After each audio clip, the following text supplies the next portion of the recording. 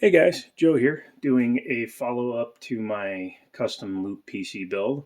And as you can see from just looking at it, it is absolutely 100% different from the way it was when I posted that other video. So feel free to check out the video wherever it is up there.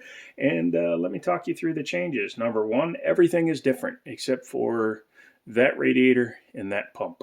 So let's talk you through it. What we've done here is I took out the 240 mil rad, which was up there, which was this little guy, that little XSPC.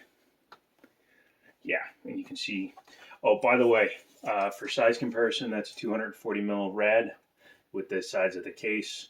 So it's about 480, 500 millimeters tall by about 520 millimeters long, by about 200 millimeters deep. Americans, man, we'll use anything we can to avoid actual measurements. This case, as big as it is too small for my liking. Looks nice though. It does look nice. I'll give it that. This is the Corsair 7000D. This is, again, a follow-up and an update to that video, which is absolutely useless now since I've changed the entire setup, but also a little bit of a review with owning this case and building 3 different systems in 2 weeks in it. And ease of build, definitely. Ease of wiring management, definitely. I'll show you the back before we're done here. Way of setting things up with the vertical mounts and all the additional spots for things, really good. However, this case is not nearly as big as I was hoping it was going to be. I was originally debating between this and the Enthuse 719. The Enthuse 719 is about a $200 case, $200 to $219 depending on where you get it. I'm not talking about the Pro 2 with the mesh front. I'm talking about the 719 with the closed front. This one is about a $270 case, new at Micro Center, and I think online it's between $250 and $270, depending on who has it on what day. The reason I have this case is because it was at my local Micro Center for $127.99 because it was returned as incomplete and returned. And no, it was complete. In fact, it had extras with it because a reviewer had it and then he returned it. So I was happy to take it for that price. And I'm happy with it the way it sits now, except I wanted to run a dual loop system in it. I wanted to have the res and pump run the CPU and the pump res run a GPU. And I still might, because if I move the graphics card all the way to these slots, it would allow me room to put the reservoir back there, but I'd have to relocate the 24 pin connector, and I don't think there's enough room. The M2 case, there would be enough room. It's a weird complaint on a full-size case, but there's not enough room for what I wanted to do. I will be using this at some point. This case will eventually get scrapped or sold or put away or put to use for something else, and at that time I'll wind up getting an M2 719. At that point I will be still unsatisfied, but then I'll have a 719. If one of you guys, if one of you guys has a 719 and you'd like to donate it to the channel, that would be awesome. Really quick too, while we're at it, don't forget to become a member, join the channel. You get early access, ad-free for at least a week on a lot of the videos, including the McPew-Pews, and you'll be able to see those ad-free for at least a week. There's 2 of them going up, one right now and another one that's already filmed. So you're getting almost 2 weeks of early access to those videos, and it only costs you whatever. Bronze level's like $1 or $2 a month. So help out the channel, get me growing so that I can get more endorsements and product reviews and all that good stuff.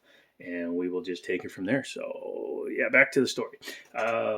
What did I do? Well, I moved everything because the 420 was interfering with that res on the back wall.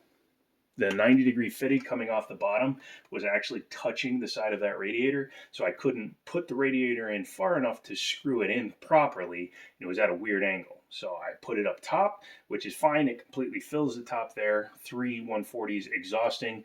I forgot to put in the rear mount exhaust fan. I'll put that in. Once I do that, it's probably going to create negative pressure because you're going to have 4 exhaust, 3 intake. We'll see. It seems to be cooling fine as is. 360 in the front, which is fine.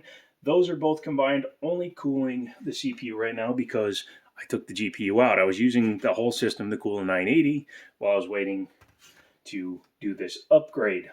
Now that the RTX 30 series is back in there, I don't have to worry about that. The piping, obviously I went with some hardline here and some soft line there. Plain and simple. I was at the shop today, forgot to bring home the right fittings, and it's snowing 5-6 inches and ice, so I couldn't go back and get the right fittings. However, I did rebuild my velocity block, so that's on there again. The res, I actually took an emblem off another EK product, so now I have all my EK fittings facing the right way, and it looks pretty good. My two favorite companies pretty much are EVGA and EK water blocks. So if either one of those wants to sponsor a build, then I'll use all new parts and come up with something crazy. I'd like to do that. You'll also see I have a mix of different size tubing. This is 16 millimeter outer diameter or 5/8 with 12 millimeter inner diameter. This is a 13 millimeter tube. Why? Again, I was short on hardline fittings, and also that one was already cut, so I might as well just keep using it. Yeah, I think that came out fine. What else? 32 gigs of Dominator Platinum DDR4. It's either 3000 or 3200 megahertz. I can't remember which one it is. I have it on XMP, so it's working fine. And I have no spinning drives, no SSDs in this build. This is all NVMe. However, top spot on that motherboard is not working for some reason, because when I had my Evo Plus in there, it wouldn't see it. When I have this in there, it doesn't see it. But when I move either one to the third spot, it sees it. It has 3 NVMe spots. Only 2 of them are currently being seen. I'm not sure why. That's a 10700K. It should be working fine, but it is not. So, bleh. I don't know. If somebody has an idea, let me know. I'm thinking I'm going to get a PCIe Gen 4 because that's a 590 NVMe add-in card, and I'll just run this and a couple other NVMe drives. I just don't like SATA drives right now because I don't want to deal with the cabling mess, and I don't want to put in spinning hard drives because I don't use that much room. So my last computer had 24 terabytes of spinning drives and then 6 terabytes of solid state, and I use 4. So waste not, want not. That's what I say. I've also been putting off the fact that that tube is at a weird angle. That's because it's not on there the right way. I actually have to drain the entire system just to take that tube and spin it this way, because this longer portion is supposed to be up there. That's supposed to come over here just a little bit more, and then that will flatten out because this will be straight. Yeah, so that was annoying. I noticed that after I did it. I put the pipe in upside down.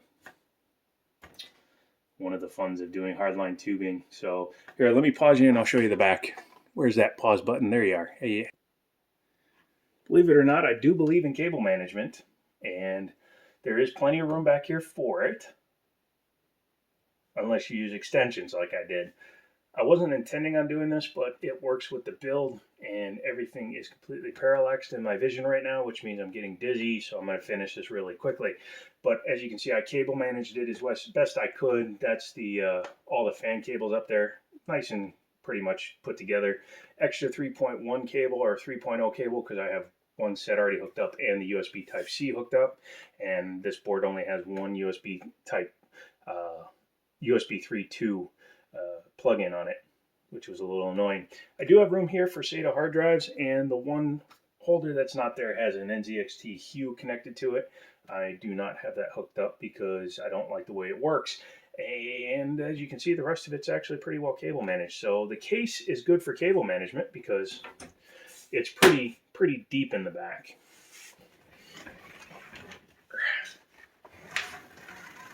But that's about it. Yeah, so that's the update to that, as well as my just thoughts on building in this case. I think this case would be excellent for just about anybody. The only reason why I'm not 100% satisfied with it is, again, because, well, I thought it would have more room inside. Even though I watched Jay from Jay's 2 Cents build his Skunkworks, which, when it's not in that case, I don't think should be called Skunkworks. But when he built his Skunkworks in a 7000D, he even mentioned he didn't have enough room. And yeah, I agree. There's not enough room. Let me know what you would have done different. I'm going to go ahead and drain my entire system to change that one tube so that it's completely aligned correctly. and then I am going to probably go to bed because that's the best place to go when you're tired. Don't forget to subscribe, come along, all that stuff. More McPews on Wednesday. I do have an edited video on this guy, the GTX 980 that I had water cooled. I have that video. Well, the review of a 980 in 2022, pretty much ready to go. So I just have to put the finishing touches on that and I'll upload it. So come back for that. If you like this case, use my links. It'll allow you to buy one. Probably can't get it for the same price I got it for, but hey, you know, if you can get a deal, might as well jump on it and come back for the next one. So as always, my thumb will talk to you later.